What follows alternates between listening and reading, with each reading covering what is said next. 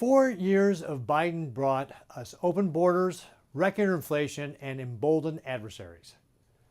After a year, President Trump and Senate Republicans are getting America back on track. Let's recap 2025.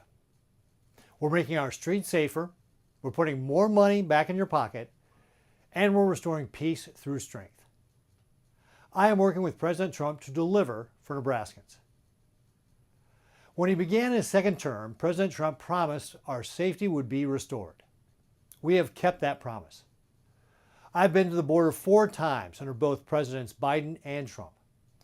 Under President Biden, there were 10.5 million law enforcement encounters with people trying to enter into our country illegally.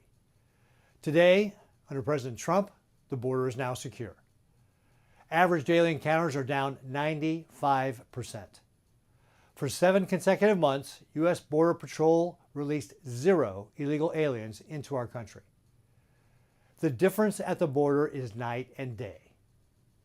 President Biden said he needed new laws to secure the border. Turns out, all we needed was a new president. Senate Republicans are working with President Trump to make sure our law enforcement officers are supported. We passed the Laken Riley Act, the strongest immigration enforcement legislation in decades. It includes Sarah's Law, named for the young graduate of Bellevue University who was killed by an illegal alien drunk driver in 2016.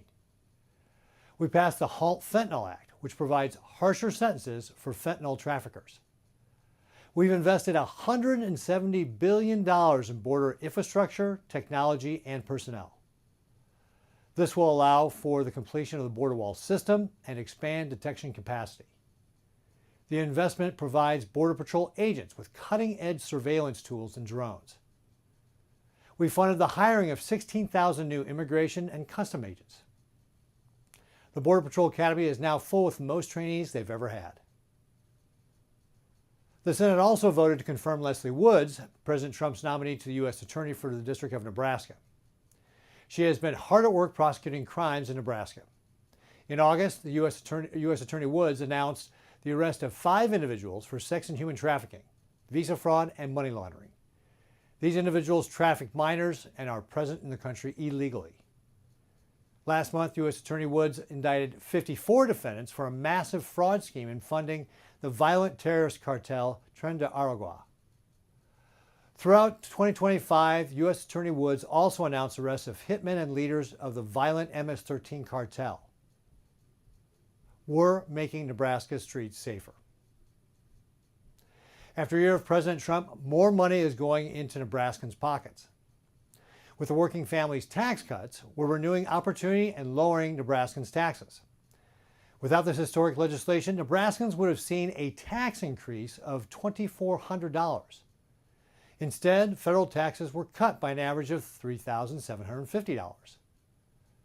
CBS News reports that average tax refunds will increase by $1,000 this year and that withholding from paychecks will decrease. According to the Treasury Department, average take-home pay will increase by $7,500. In 2026, hardworking Nebraskans will see more money in their pockets. In the Working Families Tax Cuts, we secured provisions for no tax on tips and no tax on overtime. It will be easier and more affordable to create jobs. Businesses are incentivized to invest in childcare for their workers. Families will save money with a $2,200 child tax credit. Dependent care deduction went up from $5,000 to $7,500. The paid family medical leave tax credit was made permanent and enhanced, encouraging businesses to offer this benefit to workers. And I made a promise to Nebraskans that the death tax exemption would be made permanent. We delivered on that promise. Over 80% of Nebraska farms are family-owned. Now they can stay that way. Also, 88% of seniors will pay no federal income tax on their Social Security, something we did in Nebraska while I was governor for state income taxes. President Biden had an appeasement-first policy. His policies emboldened our adversaries. President Trump is demonstrating peace through strength to deter our adversaries. With support from Congress, President Trump is rebuilding our military. Military recruiting is breaking records as the Trump administration restores the war-fighting spirit. Together, we are ensuring our military remains the most powerful and advanced fighting force in the world. That includes major investments in Offutt Air Force Base.